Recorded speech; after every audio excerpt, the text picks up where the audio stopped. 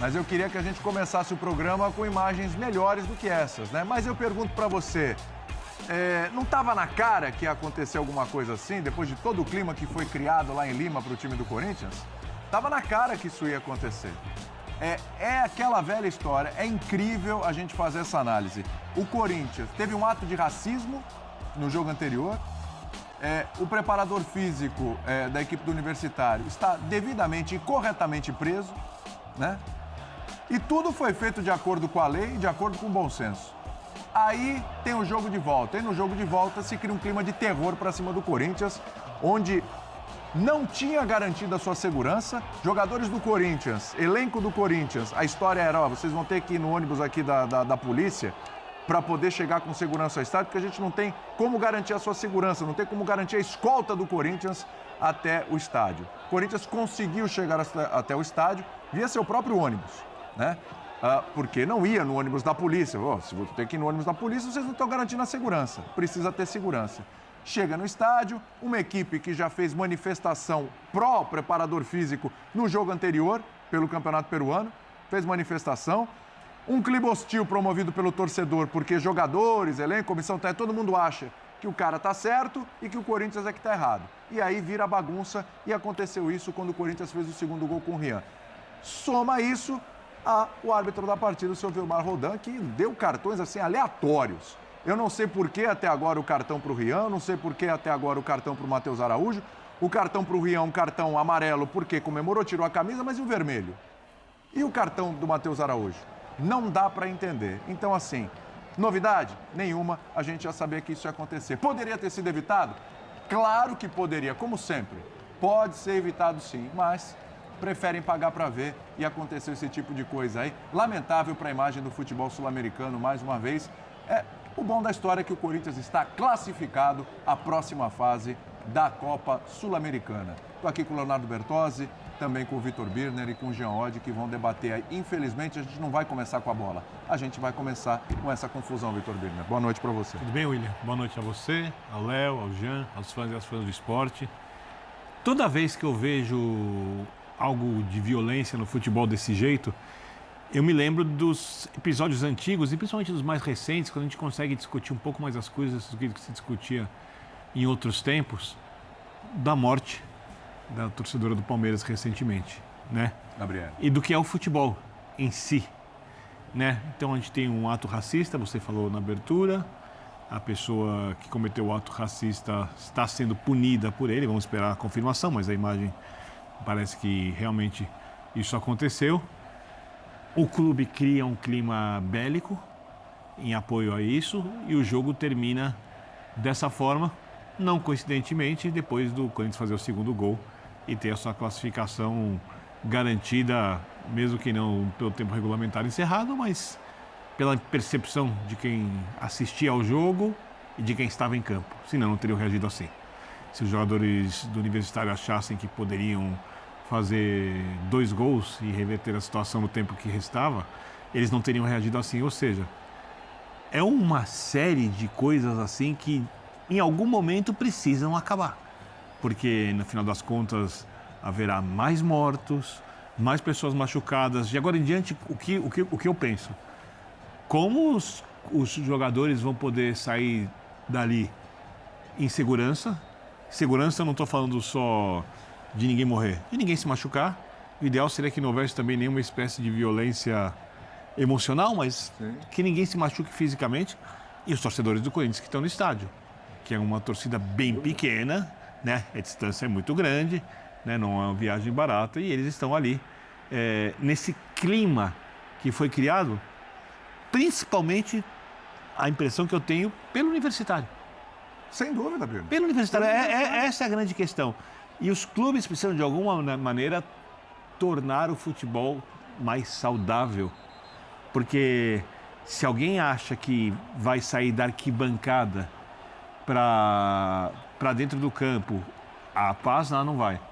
No final das contas, muito do que acontece em campo é o que mexe com as emoções das pessoas, seja a emoção boa, a emoção do gol, a emoção da frustração, a emoção da tristeza, da alegria, a emoção do nível de jogo mais intenso, mais pegado ou não, e também a questão da violência. É óbvio que não posso responsabilizar um jogador ou qualquer tipo de briga de campo por uma atitude que o indivíduo toma fora. Mas que ajuda, e eu acho que cada um tem que pensar que tipo de ambiente quer para exercer a sua profissão, já que o futebol falam que é tão profissional, que se pense um pouco melhor que tipo de ambiente o jogador deseja para viver o futebol. Essa imagem aí, Bertozzi, boa noite para você, ela é forte porque assim, é o elenco do Corinthians, comissão técnica do Corinthians, acuados pela própria polícia. Aliás, os reservas do Universitário foram para cima dos policiais, né? Você vê ali, daqui a pouco a gente vai passar de novo. Os policiais sendo também acuados pelos reservas do Universitário, policiais esses que acuaram os jogadores do Corinthians. Acho que até numa forma também de proteção ali, sim, porque a equipe do Universitário todinha, banco de reserva, foi para cima dos jogadores do Corinthians. Banco do Corinthians? No banco do Corinthians. E eles estavam sendo ali acuados, mas de alguma forma também protegidos, porque ia sair um quebra-pau daqueles, os caras foram para cima para as vias de fato mesmo, o Bertozzi. Verdade, William. Boa noite a você, Birner, Jean, fã do esportes. Elogiar a postura dos jogadores do Corinthians aí, porque cabeça quente, sabe? Sangue quente, ânimos exaltados. É muito fácil você cair na pilha e tornar uma batalha campal, uma confusão generalizada. Nesse mesmo estádio, aconteceu no último jogo em casa do Universitário contra o Ginásia, uma batalha campal no final do jogo. Também, quer dizer, não é nem a primeira vez que isso acontece nessa temporada na Copa Sul-Americana e talvez, assim, tentando entender o que se passa na cabeça dos jogadores do Universitário, tá? Tinha um ali atacando, batendo no escudo do policial, completamente fora de si, completamente fora de controle, né? O que é uma coisa bem bizarra. Na cabeça deles peraí, lá no Brasil a polícia prendeu o nosso e aqui vocês vão protegê-los? Como se o Sebastião Avelino, preparador físico, corretamente detido, com imagens que mostram o motivo da detenção, porque elas existem. Além de haver dezenas de testemunhas, ainda há as imagens. Ele não é uma prisão arbitrária, não é uma prisão injusta, é uma prisão por uma violação de lei. Primeiro, uma violação de direitos humanos e, segundo, por uma violação de lei brasileira. Então, essa grande solidariedade, passando para o público local a ideia de que havia um deles sendo vítima de uma grande injustiça, ajudou a alimentar isso, ajudou a alimentar esse clima. Né? Na cabeça deles, peraí, prenderam um dos nossos lá, esses caras vão vir aqui ainda, eles que vão ver. Né? E assim, eu acho que a gente precisa discutir que tipo de medidas têm que ser tomadas, se não há realmente hoje uma grande impunidade aos casos de violência e discriminação. A gente tem que passar das multinhas, dos tapinhas na mão para coisas mais sérias, porque é difícil entender. Assim como a gente vai ter que esperar os relatórios para saber o motivo das expulsões dos jogadores do Corinthians, porque, no fim das contas, o Corinthians foi atacado, perdeu 2 jogadores que não vão poder jogar o próximo jogo. Corinthians que tem usado a molecada na Sul-Americana, quer dizer, não vai poder usar o Matheus Araújo e o Rian. Sim, tanto o Rian quanto o Matheus não vão poder jogar contra o Nils, que é um jogo de prestígio, um jogo importante e é um jogo muito aguardado. Então, assim, eu quero ouvir, estou muito curioso por ouvir o Vanderlei Luxemburgo e o personagem do Corinthians que for para a entrevista coletiva, se ela acontecer, porque eu quero entender um pouco mais do que aconteceu. Primeiro, assim, num primeiro momento, as 2 expulsões do Corinthians são uma coisa que não cabem no contexto das imagens que a gente está vendo. O Rian está saindo de perto. A não ser que ele tenha feito alguma coisa para justificar um cartão amarelo antes disso, a gente não está vendo na imagem, mas... Por enquanto, assim, o que ele deveria levar era o amarelo por tirar a camisa, ponto. E foi o que aconteceu. Mas ele levou 2 amarelos. Exatamente. Né? Ele toma um tranco do jogador ali, do camisa 5 do Universitário, e assim que ele toma o tranco, ele vai direto ali para o banco de reservas. Então, assim, claro, as imagens aí tem cortes, tem uma imagem, tem uma câmera pegando de um ângulo, outra do outro. A gente não sabe a sequência, né, dos fatos ali exatamente. Mas em nenhum momento eu vi ali o Rian revidando, indo para cima. Pode ser que tenha acontecido, a gente não sabe. Mas, num primeiro momento, ele é que é vítima ali de uma tentativa de agressão e sai com ele. Matheus Araújo, então, eu não faço a menor ideia de onde está o Matheus Araújo nesse meio e por que ele levou cartão. Boa noite para você. Boa noite, William. Boa noite, companheiros. Pois é, bom, primeiro que, para mim, ficou muito claro, né, que os jogadores do Universitário, os mesmos que defenderam um gesto racista, o gesto racista não é suposto, tá? A gente não precisa colocar o suposto na frente daquele gesto.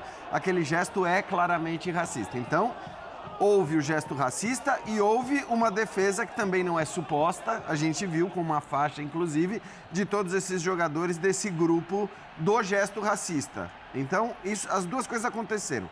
os mesmos jogadores que defenderam o gesto racista de um colega de trabalho, me parece que estavam loucos para arrumar uma confusão hoje. Só não arrumaram a confusão antes porque até aquele momento do segundo gol do Corinthians havia uma possibilidade de classificação. A partir do momento que a possibilidade de classificação deixou de existir, eles partiram ali para a ignorância. E eu nem vou sair defendendo um ou outro jogador, porque de fato as imagens que a gente teve são poucas.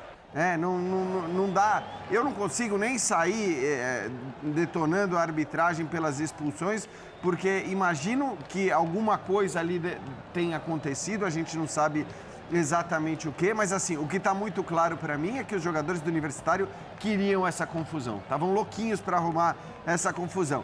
E ainda que tenham tido qualquer que seja o estopim, o motivo, para reagir do jeito que eles reagiram, certamente não foi o suficiente, acho que não faz sentido. O clima era de animosidade já desde muito antes da partida, a gente está vendo aí. Claro que essa imagem não diz absolutamente nada e não explica nada e não justifica os cartões para os jogadores do Corinthians.